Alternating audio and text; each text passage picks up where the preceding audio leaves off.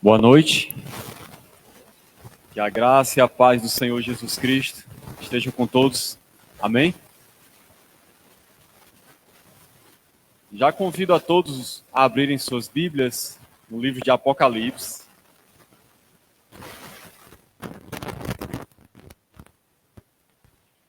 Nós vamos aqui estudar, dando sequência ao nosso estudo no livro de Apocalipse. Nós vamos estudar a carta à igreja em Tiatira. Carta à igreja em Tiatira. Eu vou ler aqui rapidamente, são uns 10 versículos só, 11, e depois a gente vai meditando no texto. Amém? Ao anjo da igreja em Tiatira escreve: Estas coisas diz o Filho de Deus, que tem os olhos como chama de fogo e os pés semelhantes ao bronze polido. Conheça as tuas obras, o teu amor, a tua fé, o teu serviço, a tua perseverança e as tuas últimas obras, mais numerosas do que as primeiras.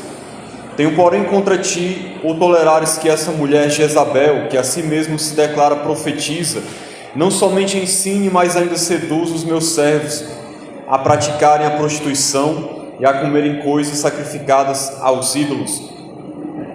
Dei-lhe tempo para que se arrependesse. Ela, todavia, não quer arrepender-se da sua prostituição. Eis que a prostra de cama, bem como em grande tribulação os que com ela adulteram, caso não se arrependam das obras que ela incita.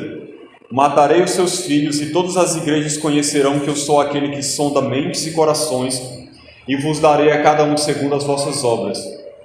Digo, todavia, a vós outros, os demais de Tiatira, a tantos quantos não têm essa doutrina, que não conheceram, como eles dizem, as coisas profundas de Satanás, outra carga não jogarei sobre vós.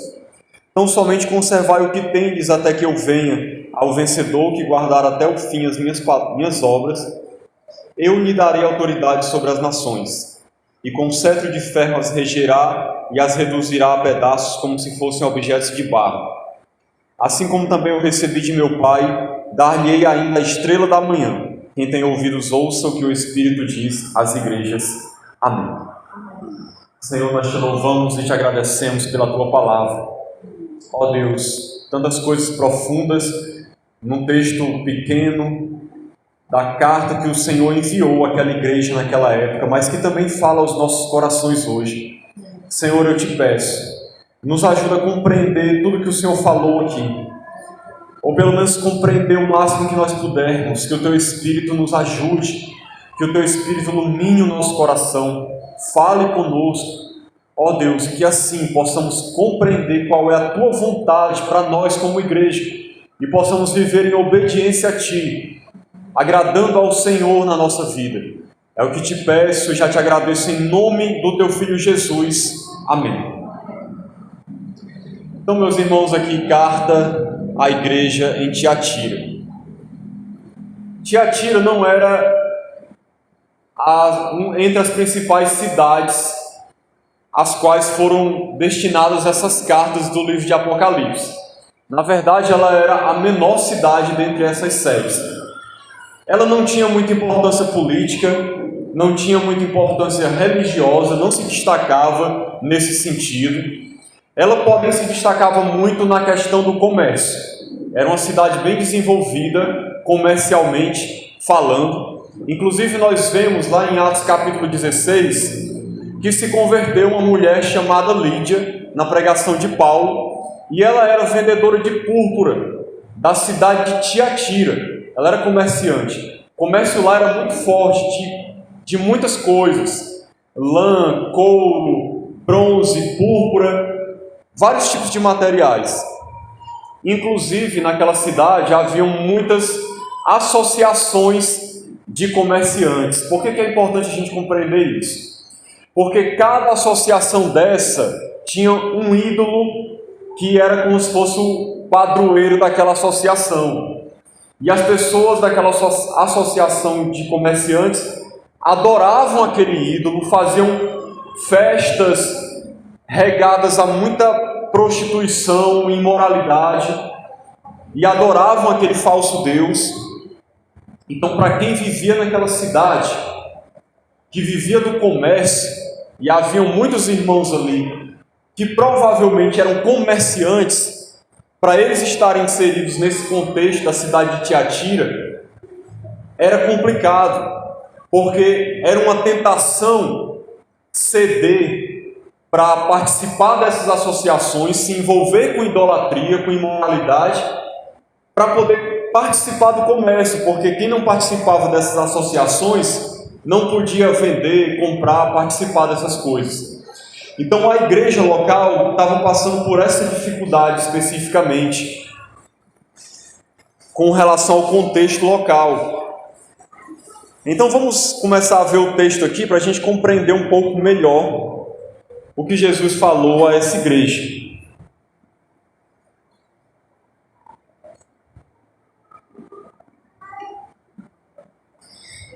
Ao anjo da igreja em Tiatira, escreve.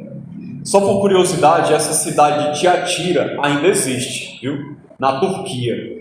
Só que ela não é chamada mais de Tiatira. Ela é chamada de Akhisar. Mas ainda existe lá hoje. Diferente da cidade de Éfeso, por exemplo, que foi arruinada totalmente, só existem ruínas. Então Jesus fala à igreja de Tiatira o seguinte: estas coisas diz o Filho de Deus, que tem os olhos como chama de fogo e os pés semelhantes ao bronze polido. Aqui Jesus se apresenta dessa maneira, como aquele que tem os olhos como chama de fogo e os pés semelhante ao bronze polido. Os irmãos já sabem, né, mas não custa nada reforçar que isso aqui não é literal, certo? Não pense que literalmente Jesus tem os olhos como de fogo e os pés como de bronze polido. Isso é uma simbologia para poder trazer um ensinamento a respeito de certas características que Jesus tem. Por exemplo, olhos como chamas de fogo. O fogo simboliza muitas vezes juízo, julgamento. Quando fala de olhos, fala no sentido de que Jesus é aquele que tudo vê, tudo sonda, tudo conhece. Então ele, conhecendo tudo, sabendo de tudo, ele é também aquele que vai julgar perfeitamente a igreja e todas as pessoas. O sentido é esse. O bronze polido fala a respeito de força, de firmeza, e com relação aos pés, que os pés de bronze fala do fato de Jesus ser aquele que é firme, é forte, é poderoso. É o contrário, por exemplo, da estátua que Daniel descreve, que ele viu lá descrito no livro de Daniel, a estátua de Nabucodonosor, que ele viu num sonho, que tinha os pés de barro e eram destruídos facilmente. É diferente dos pés de Jesus, que é de bronze polido, destacando a sua firmeza, a sua força. Versículo 19, ele começa agora a falar à igreja, especificamente o que ele pensa sobre a igreja. E nós vamos ver aqui mais uma vez que Jesus começa falando daquilo que a igreja tinha de bom. Ele diz: conheço as tuas obras. Como nós sabemos, Jesus é aquele que conhece as nossas vidas, conhece o nosso coração, conhece tudo que a gente pensa, que a gente faz, como a gente anda, como a gente vive. Da mesma maneira ele conhecia aquela igreja, conhecia a realidade daquele povo, e ele começa a descrever como ele estava vendo a igreja de Tiatira. E aqui agora no início é só elogio. Ele começa dizendo: eu conheço o teu amor, a tua fé, o teu serviço, a tua perseverança e as tuas últimas obras, mais numerosas do que as primeiras. Então veja só, a igreja de Tiatira tinha muitas qualidades. Era uma igreja que, em muitos sentidos, era uma igreja exemplar, digna de ser imitada por nós, hoje, como igreja também. Tinha qualidades admiráveis. E Jesus fez questão de ressaltar isso, de elogiar isso na igreja, de reconhecer o que a igreja tinha de bom. Nós vemos aqui várias qualidades que nós devemos buscar. O amor, por exemplo, que nós vemos que Éfeso tinha perdido, a igreja de Tiatira tinha. Amava Jesus de verdade. Era uma igreja que tinha fé, acreditava realmente no Senhor, continuava confiando nele. Uma igreja que trabalhava, servia com dedicação. Nós vemos isso aqui também. Perseverava, sempre que nós vemos falando de perseverança, é o mesmo sentido de paciência. Uma igreja que está suportando as tribulações, as dificuldades e continua firme, apesar de toda a oposição que havia contra ela, a igreja continuava ali firme, buscando ao Senhor, amando, servindo, crendo, servindo a Jesus, andando na sua presença. Então a igreja tinha essa qualidade. É óbvio que aqui está falando dos crentes verdadeiros da igreja, né? Que nós vamos ver que tinha um povo meio desmantelado ali no meio daquela igreja local. E ele fala, as tuas últimas obras, mais numerosas que as primeiras. Olha que interessante. Era uma igreja que estava crescendo, que servia e estava melhorando cada vez mais. As últimas obras eram mais numerosas. Era uma igreja que estava cada dia se dedicando mais, ao invés de estar retrocedendo, atrofiando, diminuindo no seu empenho no serviço e na sua frutificação. Os irmãos tinham obras mais numerosas, estavam frutificando como cristãos, agradando a Jesus nesse sentido. Então era uma igreja digna de ser elogiada, muitas qualidades, as quais nós devemos imitar.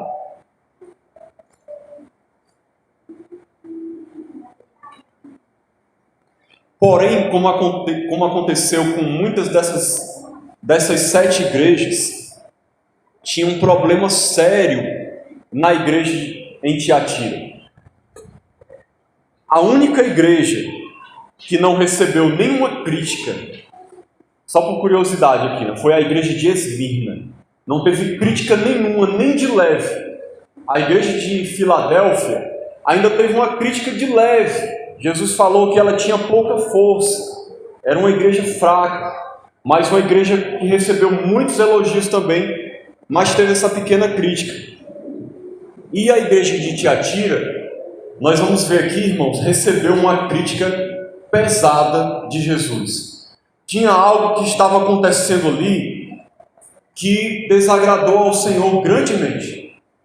E ele fez questão de destacar isso aqui. É o que nós vemos no versículo 20, quando ele diz: tenho, porém, contra ti o tolerares que essa mulher, Jezabel, que a si mesma se declara profetiza.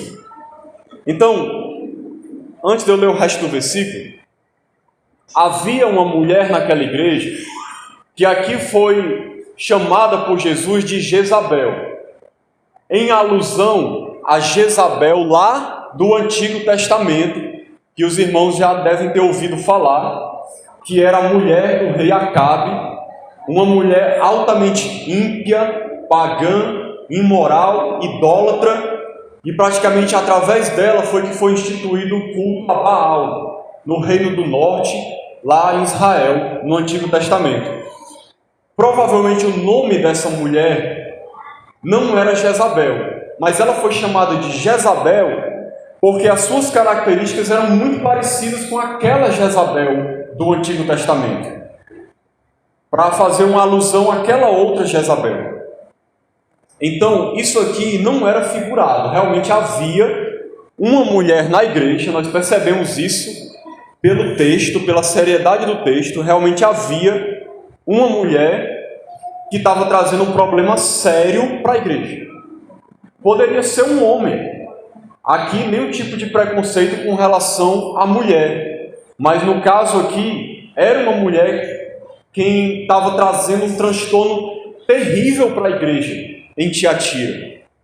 Ela se declarava profetisa. Ela não era profetisa realmente. Uma mulher que falava da parte de Deus de verdade. Uma mulher fiel que transmitia a palavra do Senhor, que comunicava aquilo que Deus tinha revelado ao seu coração para falar à igreja. Ela era uma falsa profetisa. Ela se denominava profetisa. Ela se colocava como alguém que falava da parte de Deus para a igreja. Ela assumiu essa posição. Não foi Deus que a colocou como profetisa, mas ela assumiu essa posição. Ela a si mesma se declarava profetisa. E a igreja aceitou isso. A igreja aceitou. Você vê que Jesus, no início da frase, ele disse assim: eu tenho contra ti, contra a igreja, o fato de você estar tolerando essa mulher no meio da igreja. Qual era o problema, a crítica com relação à igreja? Era pelo fato da igreja estar aceitando no seu meio uma pessoa que era uma falsa profetisa e que estava trazendo um transtorno terrível para a igreja, como a gente vai ver aqui. E a igreja tinha que ter se posicionado contra isso. Tinha que ter sido como a igreja de Éfeso, por exemplo, que não tolerava o falso ensino, não tolerou os falsos apóstolos. Eles não aceitaram de maneira nenhuma. Quando alguém chegava lá com um falso ensino, se declarando apóstolo sem ser, eles julgaram a situação, não aceitaram aquilo e proibiram aquela pessoa de exercer influência na igreja. A igreja de Éfeso fez isso. Mas a igreja em Tiatira, não sabemos exatamente por qual motivo, aceitou essa mulher, fazendo tudo de horrível que ela fazia. Olha o que ela fazia no meio da igreja. Ela se declara profetisa, não somente ensine, mas ainda seduza os meus servos a praticarem a prostituição e a comerem coisas sacrificadas aos ídolos. Perceba, irmãos, que o problema não era porque ela era mulher, não era um preconceito com relação à mulher, não era porque ela ensinava, o problema não era esse. O problema era o que ela estava ensinando e o que ela fazia na igreja. A mulher estava seduzindo os irmãos a praticarem prostituição. Ela mesma se prostituía, era imoral e estava seduzindo a igreja a essas práticas imorais. E a idolatria. 2 pecados graves, abomináveis aos olhos de Deus, e que ela estava instigando a igreja a fazer isso, a seguir o exemplo dela. Então veja que a situação era muito séria.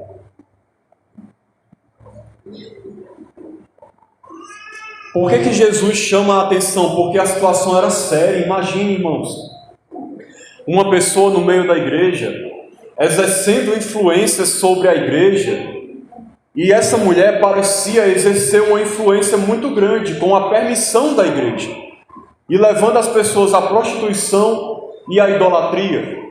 Então a crítica de Jesus primeiro vem contra a igreja. Em outras palavras, ele está dizendo: por que vocês não fizeram nada? Por que vocês aceitaram uma situação dessa? Por que vocês não tomaram uma posição? Eu não sei o que estava acontecendo ali, como é que esses irmãos pensavam. Mas se for como muita gente pensa hoje, muita gente pensa assim: nós temos que amar. Nós não podemos julgar, nós não podemos criticar ninguém, nós temos que aceitar, nós temos que acolher. Não, mas está vivendo no pecado, está ensinando heresia, está ensinando o pecado.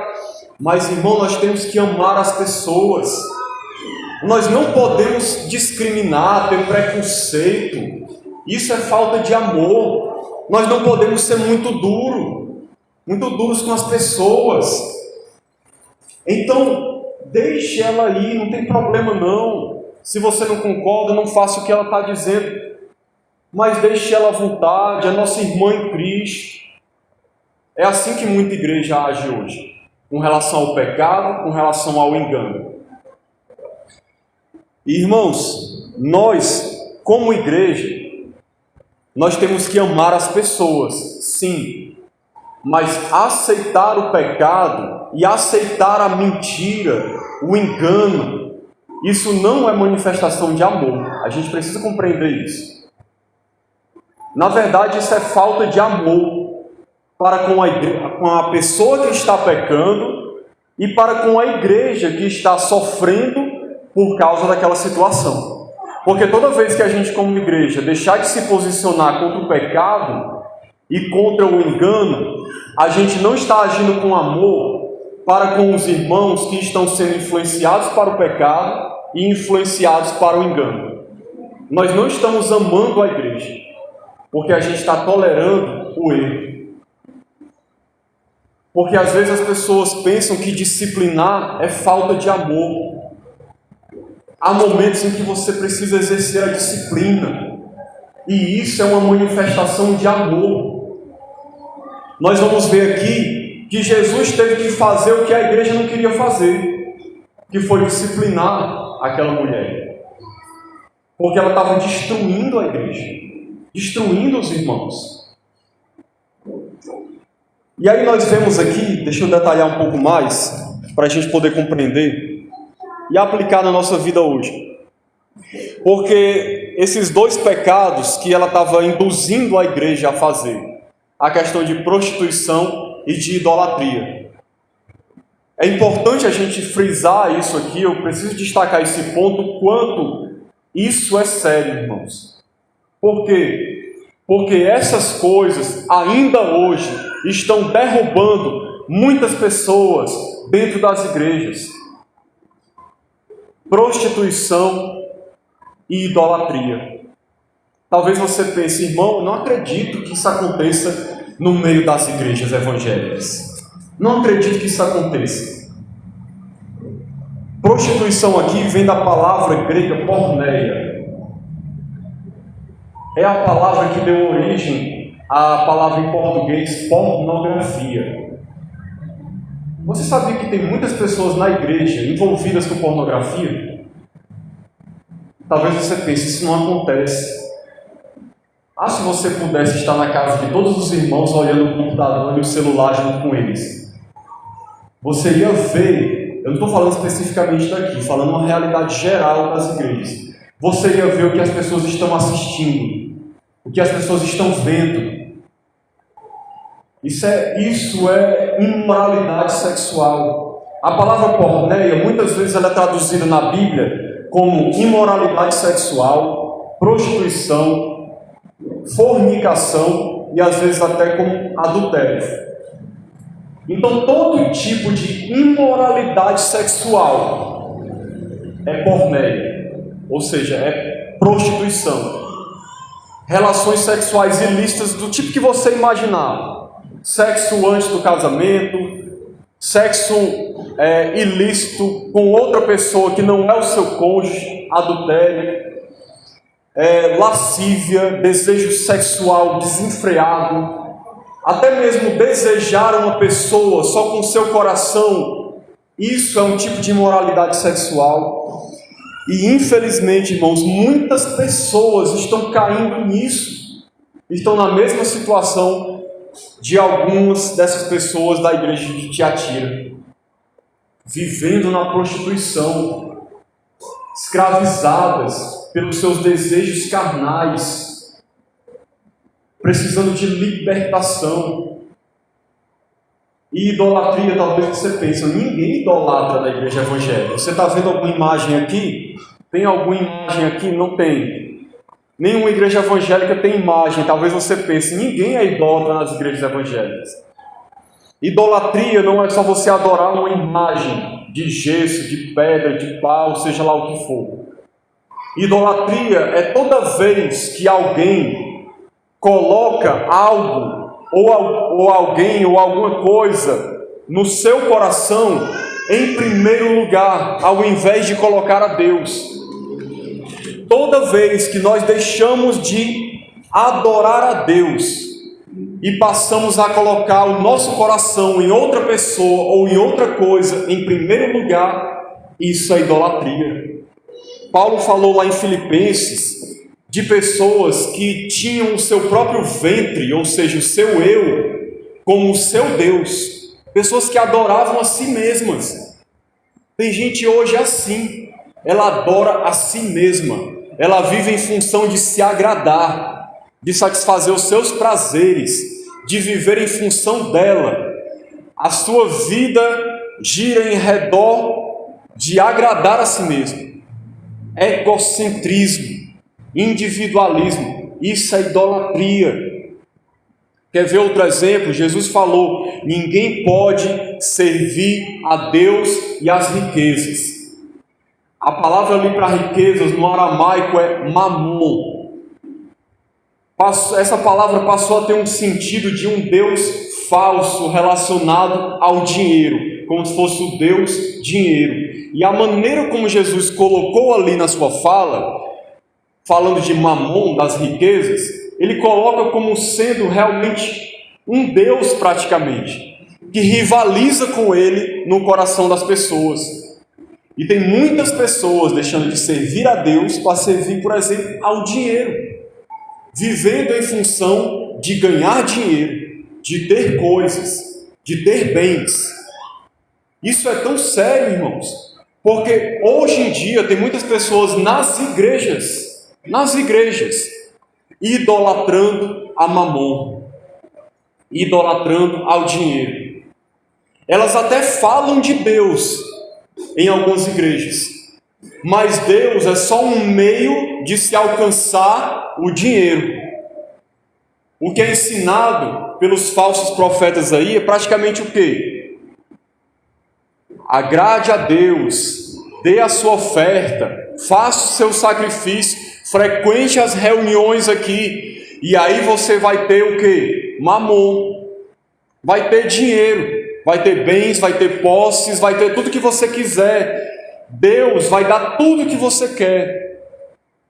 E tem gente que está nas igrejas não é porque quer conhecer a Deus, ter um relacionamento com Ele, amá-lo, servi-lo. Não, é porque quer ter dinheiro, quer ter sucesso, quer ter posses. E isso é um negócio lucrativo. Por que essas igrejas estão cheias? Também porque dá dinheiro esse tipo de pregação. E esses falsos profetas não adoram a Deus, eles adoram o dinheiro. Eles querem ganhar dinheiro, eles querem ter bens, eles querem ter posses. Deus é só um meio que eles usam para poder levar as pessoas a servir ao dinheiro. Tem muitas pessoas assim, irmãos. Tem pessoas idolatrando o seu corpo, pessoas idolatrando pregadores, cantores, idolatrando o seu próprio ministério, idolatrando o esposo, a esposa, o filho, a filha. Seja lá o que for que você imaginar no mundo, tem gente idolatrando aquilo. Por isso que Jesus disse: buscai, pois, em primeiro lugar o reino de Deus e a sua justiça, e as demais coisas serão acrescentadas. Assim como naquela igreja, tem muita gente hoje caindo na prostituição e na idolatria. E Jesus fala assim: dei-lhe tempo para que se arrependesse. Ela, todavia, não quer arrepender-se da sua prostituição. Esse texto aqui, para mim, na minha opinião, é um dos textos da Bíblia que mais reforçam a ideia de que o ser humano tem liberdade de decidir se quer seguir a Deus ou não. Ele não é uma marionete. Não é Deus quem determina quem vai ser salvo e quem não vai ser salvo. Deus, Ele salva aqueles que ouvem o seu chamado e livremente aceitam a sua salvação. Veja, Ele fala claramente: eu dei tempo para ela. Olha como Jesus é misericordioso. Ele podia ter julgado logo, né? Mas Ele Ele deu tempo para ela se arrepender. Por que ele fez isso? Porque ele queria que ela se arrependesse. Apesar de tudo que essa mulher estava fazendo na igreja, ele a amava, se preocupava com ela, ele queria que ela mudasse, que ela se arrependesse, ele deu tempo para ela. Ele foi tolerante, paciente, esperando que ela mudasse. Mas o que diz aqui? Ela não quer se arrepender da sua prostituição. Ela quer ser prostituta, ela quer viver no pecado, ela quer levar as pessoas ao pecado. Ela não queria saber de Cristo. Ela não queria se arrepender, foi uma decisão dela. Foi escolha dela. Veja que Jesus queria algo para ela e ela não quis. E aí o que foi que Jesus fez? Porque Jesus é misericordioso, Ele ama, Ele fala, Ele admoesta, Ele chama a atenção com todo o amor do mundo, dizendo: não faça isso, você está no pecado, se arrependa. Mas se a pessoa não se arrepende, Jesus tem outros meios de agir. Veja o que ele faz aqui, ó. Eis que a próstata de cama, bem como em grande tribulação os que com ela adulteram, caso não se arrependam das obras que ela incita.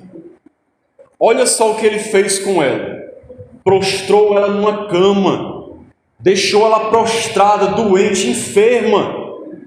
Aí alguém pode pensar: eu não acredito que Jesus faz isso com alguém. Jesus é amor. Jesus é amor. Como é que ele vai deixar alguém prostrado numa cama doente? Irmãos, a gente tem que aprender quem é Jesus. Não existe ninguém que ame tanto quanto Jesus. Mas se precisar usar a vara da disciplina na minha vida ou na sua, pode ter certeza que ele vai usar. E é por amor que ele vai fazer isso. E ele deixou ela prostrada na cama. Será que isso acontece hoje? Bem provável. Tem pessoas que às vezes só aprendem apanhando, sofrendo. Vive no pecado e não se arrepende. Precisa Jesus tomar medidas drásticas para ver se a pessoa acorda, ver se a pessoa desperta. E a disciplina aqui que era o que a igreja não tinha feito, né? Jesus fez. Prostrou ela na cama e disse que ia colocar em grande tribulação os que com ela adulteram. Se eles não se arrependessem também, eles iam sofrer grandemente. Aqueles que estavam se prostituindo junto com ela também iam sofrer uma grande tribulação. Aqui não é a grande tribulação do final dos tempos, não. Está falando de um grande sofrimento. Porque Jesus queria resgatar essas pessoas, irmãos. Isso aqui era por amor. Às vezes tem gente que pensa que disciplinar não é amor, é ser duro. Não, quando você disciplina um filho, ou quando você disciplina alguém na igreja, é porque você ama, porque você não quer perder aquela pessoa, e ela não está ouvindo de outro jeito, então tem que ser usado outro recurso. Foi isso que Jesus fez, e estava dizendo que ia fazer com aqueles irmãos se eles não se arrependessem. Então, Deus nos livre de ser o caso de algum de nós aqui, mas se porventura tiver alguém que vive no pecado, meu irmão, se arrependa antes que aconteça algo pior com você. Será que vai ser preciso Jesus descer o cajado para você compreender que você precisa mudar de vida e se arrepender? Tem muita gente que não ouve de outra maneira.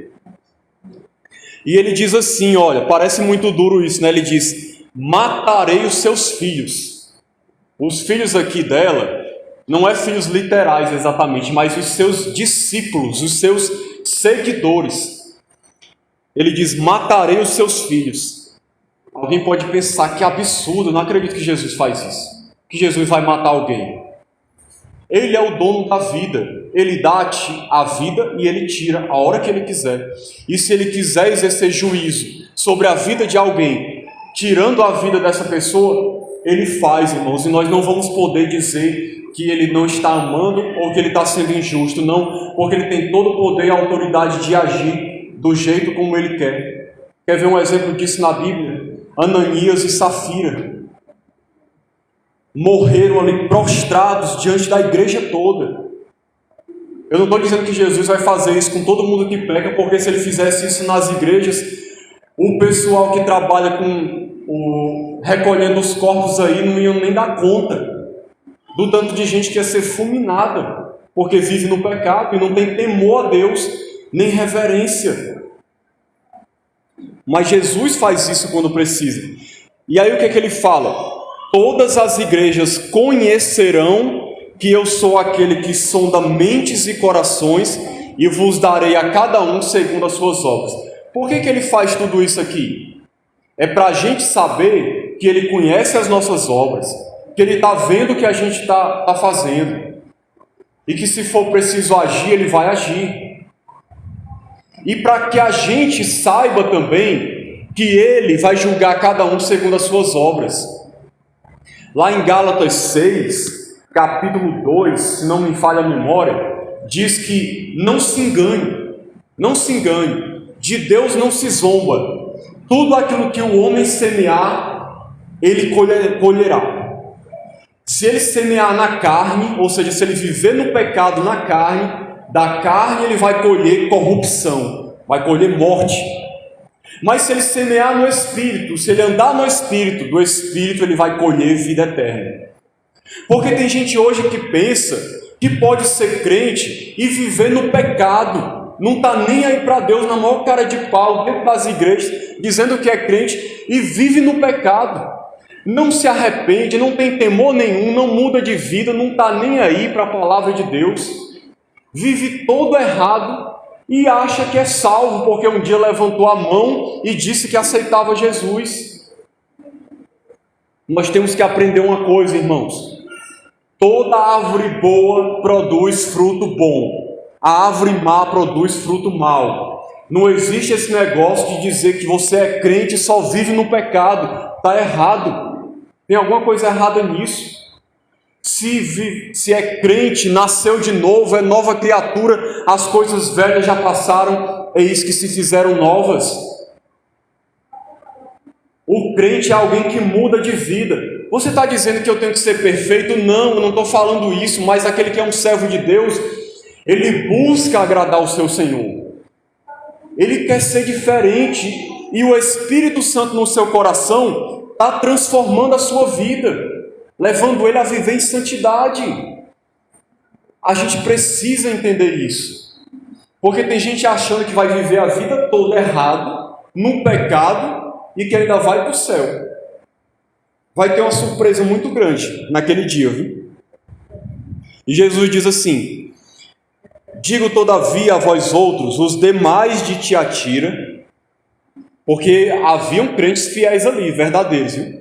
A todos quantos não têm essa doutrina e que não conheceram, como eles dizem, as coisas profundas de Satanás, as coisas profundas de Satanás eram o pecado, certo?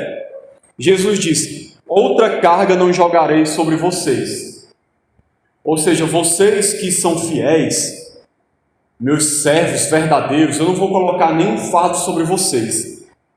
Ele quer somente o quê? Ele diz aqui: então somente conservai o que tendes, até que eu venha. Ou seja, continue praticando essas coisas boas que vocês estão praticando. Que coisas são essas?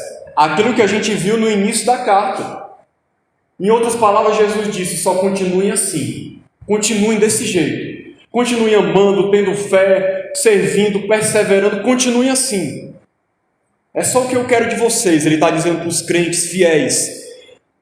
E aí ele diz: ao vencedor que guardar até ao fim as minhas obras. Aí ele vai fazer uma promessa aqui.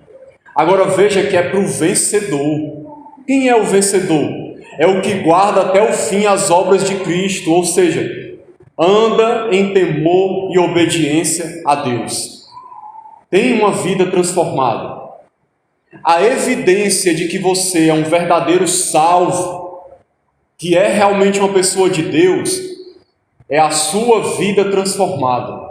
e a sua perseverança nisso até o último dia da sua vida, ou até a volta de Cristo. Esse é o sinal de que você é um verdadeiro filho de Deus. É a sua vida transformada e a sua perseverança nisso. É isso que Jesus estava dizendo. Quem guardar até o fim, esse vai ser vencedor. Esse vai ser vencedor. E qual é a promessa que ele faz aqui para finalizar? Eu lhe darei autoridade sobre as nações. Com cetro de ferro as regerá e as reduzirá a pedaços como se fossem objetos de barro. Essa promessa aqui está registrada lá em Salmo, capítulo 2, versículo 8 e 9. O entendimento disso aqui depende da sua visão escatológica. Quem acredita que nós vamos viver 1000 anos na Terra aqui, literalmente, acredita que isso vai se cumprir nessa época. Que Jesus vai estar governando aqui na Terra, no milênio, e que nós, os crentes fiéis, vamos governar junto com Ele as nações e julgar essas nações. Quem não crê num milênio literal aqui na Terra, mas que crê que depois da volta de Jesus a gente já vai para o estado eterno na Nova Jerusalém, entende esse versículo como? A respeito do governo de Cristo no reino de Deus celestial, na eternidade, que nós estaremos reinando junto com Ele. E essa parte aqui, quando fala de reduzir as nações a pedaços como se fossem objetos, corresponderia a quê? Ao julgamento das nações, onde aqueles que são servos de Deus, como Paulo fala lá em 1 Coríntios 6,2, eles vão julgar todas as pessoas juntamente com Jesus. Vão estar sentados com Ele e vão julgar os ímpios. A igreja vai estar nessa posição no dia do julgamento. E ele diz mais: assim como também eu recebi de meu Pai, dar-lhe-ei ainda a estrela da manhã. A estrela da manhã, ele está falando dele mesmo, a própria presença de Cristo.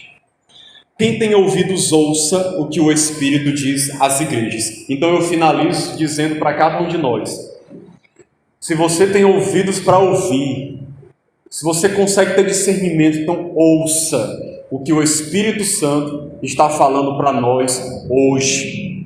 Ouça, guarde no coração e obedeça, porque essa palavra é verdadeira. E Jesus vai fazer desse jeito aqui com cada pessoa, seja para o bem ou seja para o mal. Então que Deus nos abençoe em nome de Jesus. Amém.